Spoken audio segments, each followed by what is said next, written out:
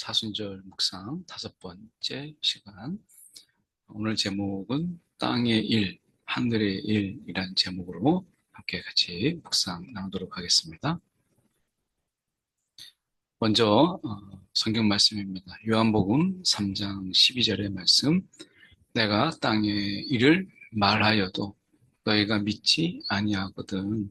하물며 하늘의 일을 말하면 어떻게 믿겠느냐, 이 말씀입니다. 사람은 누구나 한 번쯤 또 그 이상으로 우리가 무너짐을 경험하죠. 시험에서 미끄러지고 또 사랑의 실패, 또 사랑이 깨지기도 하고 또 삶의 터전이 흔들리기도 하고 이러한 시간들을 경험하게 되죠. 그때 우리는 묻습니다. 다시 시작할 수 있을까?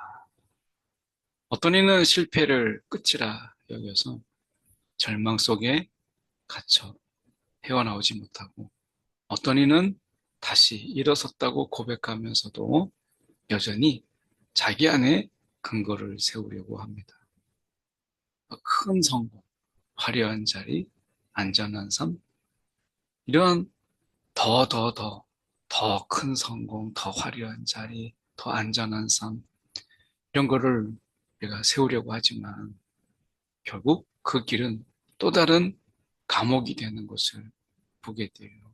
그래서 실패의 이 쇠창살, 이것보다 더 큰 성공, 더 화려한 자리, 이것처럼 성공의 금빛 이 감옥이 영혼을 더 무겁게 몰아매는 것을 보게 되죠. 우리가 이런 모습 속에서 생각해 볼 수 있는 한 인물이 나옵니다. 바로 이 니고데모라고 하는 것입니다. 이 니고데모라고 하는 인물이 사내들인 공의의 회원이고, 그리고 유명한 이런 바리새인이었죠. 니고데모가 그랬는데 바리새인 가운데서 그는 이름난 지도자요, 지성과 권위와 명성을 갖춘 그런 사람이었어요. 낮에는 흠잡을 데 없는 종교 지도자였으나 밤이 오자 그는 어둠을 헤치고 예수께로 나아옵니다. 이 낮에 이 빛 아래에 감추어두었던 목마름, 낮에 자신 안에 이 낮에 빛 아래 감추어두었던 목마름이 이 밤의 고요 속에서 마침내 드러낸 것이죠. 주님은 단호히 말씀하십니다. 그에게, 이 니고데모에게 주님은 말씀하세요. 사람이 거듭나지 아니하면 하나님의 나라를 볼 수 없느니라. 지식도 도덕도 종교적 열심도 충분하지 않습니다. 성령으로 다시 태어날 때려야 비로소 가능한 것이죠. 주님은 이것에 대해서 바람에 비유하셨어요. 보이지 않지만 흔적을 남기는 것. 나뭇잎이 흔들리고 창을 두드리고 살갗을 스치는 움직임. 자유롭고 예측할 수 없지만 부인할 수 없는 이 현존. 이게 바람이죠. 성령으로 난 사람은 다 이러하니라. 거듭남이라고 하는 것은 인간의 결심이 아니다. 하나님의 바람이 불어와서 시작되는 새 생명이다. 이렇게 말씀하시는 거죠. 오래된 공기를 몰아내고 보이지 않는 방향으로 삶을 열어젖히는 은혜의 바람.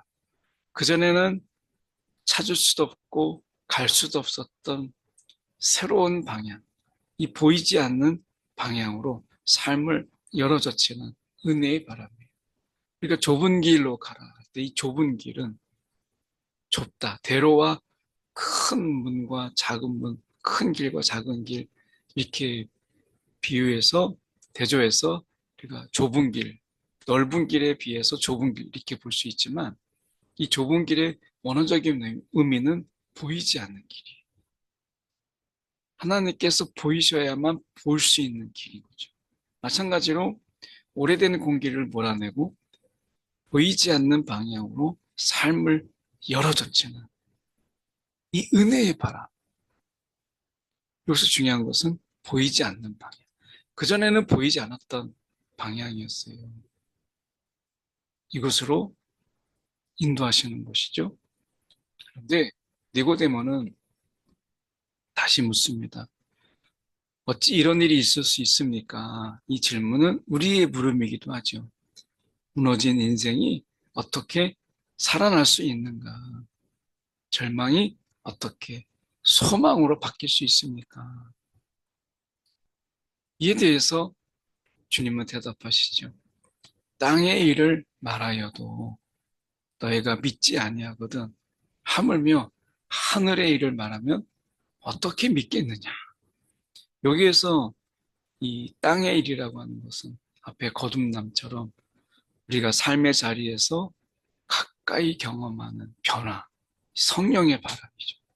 성령의 바람이 불어와 새 생명의 흔적이 드러나는 일, 거듭남, 성령의 바람, 이거예요. 근데 하늘의 일, 이것은 오직 하나님께서 여시는 신비죠. 곧 십자가에 들려 올려지심과 부활로 완성되는 구속의 사건.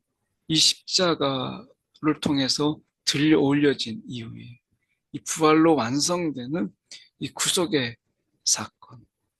이것을 가리키는 것이죠. 그러니까 이 부활의 완성, 부활로 인해서 완성되는 하늘에서의 그 놀라운 사건, 이것을 어떻게 알 수 있겠어요?